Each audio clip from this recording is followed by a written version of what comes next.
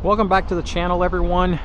Today I'm going to talk to you all about all the gear that I use whenever I come fish these jetty rocks, and hopefully I don't forget anything, but I'm going to try to cover everything in detail as I possibly can.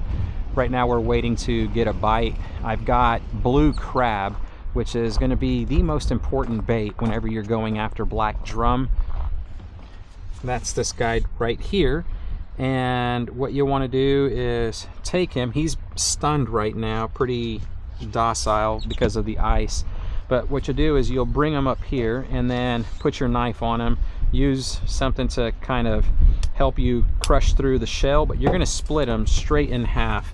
You're going to cut all these legs off over here, and then you go through the swimmer back here with the hook and then come out through maybe that third leg right there in the middle, the very middle one, and you are going to bait it onto your hook. And right over here inside my tackle tray, these are the leaders that I use. It's best to home make your own so that you know exactly what components you're using and that it's quality stuff. And this is a 4-foot long DIY. What we have is a number 2 sized barrel swivel, and then a 2-foot segment of 300-pound monofilament. The type of mono that I use is the Varivas.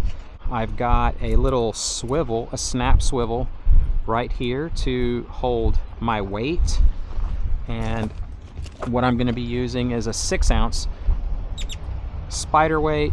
Snap it into place, bend these out right here, and that's going to help to anchor that crab. It's a pretty sizable bait, and what happens is the current grabs a hold of your bait and it starts trying to drag it, and so this is going to help to anchor that guy down, and it's not going to allow your bait to get drug in one direction or another.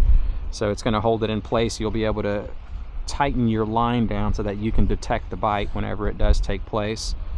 And then we have another size 2 barrel swivel going to another 2-foot segment of monofilament leader line, and at the end of it I have a 7/0 sized circle hook, and again this is just going to go into that crab where I kind of showed y'all. So why are we using a massive 300-pound leader? The main reason is whenever you are trying to reel in a fish, we have pretty mild conditions today, and we don't have swells crashing all the way up on top of these rocks. But imagine swells coming all the way up to where right here in front of me. You want to go down there, be able to have your fish at the water's edge, grab a hold of your leader line, wrap it around your hand, and then hoist it up to the safety of these rocks without getting battered by all the conditions that are coming from the water. And that's what this is going to allow you to do. It's very thick. It's not going to slice into your hand because it's small diameter. Whenever your hands get wet, they get kind of soft and mushy, your skin does, and it's easy for fishing line to just slice right through. So that's the reasoning behind using such heavy test pound for the leader line. So now the other items that you're going to want to make sure that you have on hand in the event that you do catch a fish and he comes up bloated with like a huge football, basketball inside his belly area, you're going to need one of these right here, something similar. They do make these vent style tools that's like a syringe. Think of your turkey baster or whatever it's called, the turkey syringe, whenever you're injecting your turkeys for Thanksgiving. It's got a massive syringe with a hollow core, and you are going to stab down into the black drum, or the fish essentially, whether it's a black drum or a bull red. You stab down, and then it's going to help to vent all the pressure that's inside the fish's swim bladder. The reason why you'll want to do that is because imagine trying to swim from the surface all the way back down inside the water with a beach ball. It's going to be very hard to do. So when you vent them, if they need it, you don't just do it just because, you only do it whenever you've identified that they have a swollen belly that's pretty bloated. So you vent them, it releases that air pressure, the fish is able to start swimming back down on his own, and that's what this tool is going to do. Another tool is going to be a fish grip of some sort. So we've already hoisted our fish up by the leader line. Then after you remove your hook, you're going to grab the fish grip right here, lip him, safely hold the fish, and then support it by its belly, go back towards the water, and then drop that guy back in. This is going to help to control their head. You can get away without using one of those if you're not too squeamish and don't mind putting your hand up inside the gill plate, and then you can release them that way as well. Another tool that you're going to want to use is going to be this right here. It'll double as your hammer for crushing that crab, but also if the hook is embedded inside their lip, then just use this to get that circle hook out. It's going to help. So the rod holders, get something that's PVC or just something that's going to be able to hold these rods in place without a big fish. I mean, imagine something that's 36 inches long with tons of muscle. As soon as they bite, these rods are going to bend. Right now I have the drag set really loose, just tight enough to be able to keep my line tight, but the minute that a fish bites and he wants to swim off with my line, the drag is going to engage. But just in the event that something happens, you forget to set that drag, they're not going to take these rods out of these rod holders, and that's going to help you to keep your gear from getting banged up by these rocks and your reels getting scratched or banged up by the rocks as well. For your fishing setups, you're going to want to use a surf rod, whether that's going to be casting or spinning. Right here we have two 11.5 foot long spinning rods.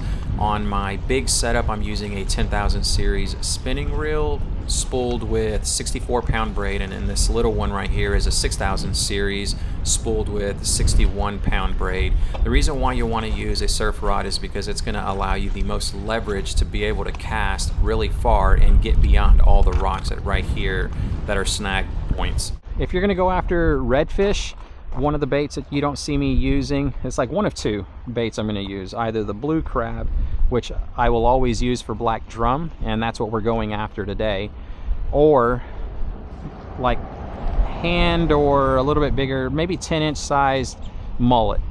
And make sure it's live bait. Use a cast net, which we have over here. Got this cast net, so if I'm going after bull reds, that's what I'm going to throw to try and catch my live bait. And then you're going to need a bait bucket of sorts. This one's got an aerator on it, and if I'm again going after mullet, then I'm going to put some of the salt water over here, keep my mullet alive until I need to use them, and then we'll chop the head off and throw maybe like 3 to 4 inch chunks of that fresh mullet out there, and that's really excellent for the bull reds.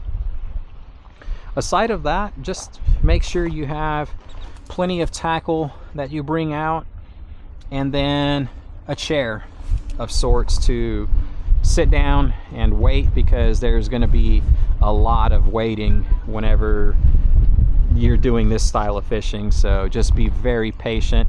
Try not to constantly be reeling your bait in, because when that bait goes out there, when it first hits that water, your bait source is going to leak like all the internal juices and everything. It's going to put out a scent trail for those fish to follow. But if you're constantly reeling your line in to check to make sure that you got bait on it, then them fish are going to follow that scent trail, but then there's no bait there because you moved it and then you cast it back out to start the process all over again. A good rule of thumb, let it sit out there for about an hour, at least an hour, before checking up on it.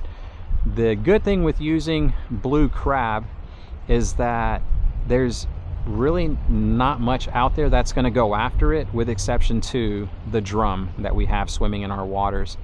So that's a good reason for wanting to use that, and then just being able to leave it out there without getting picked apart. There will be some bait thieves. All the smaller fish will be able to access the internals of the crab, but they can't get through the cartilage and everything else. So I mean, you're still going to have some meat in that crab, still putting out a scent trail even after the bait thieves have cleared out the very center portion of the cavity on that thing. But yeah, have tons of patience, sit down, chill, take a look at your phone, whatever the case may be, enjoy Mother Nature's beauty, and eventually your rod will go off. All right, hopefully y'all found this video helpful. If you did, don't forget to click that thumbs up button, and I'll see y'all on the next one.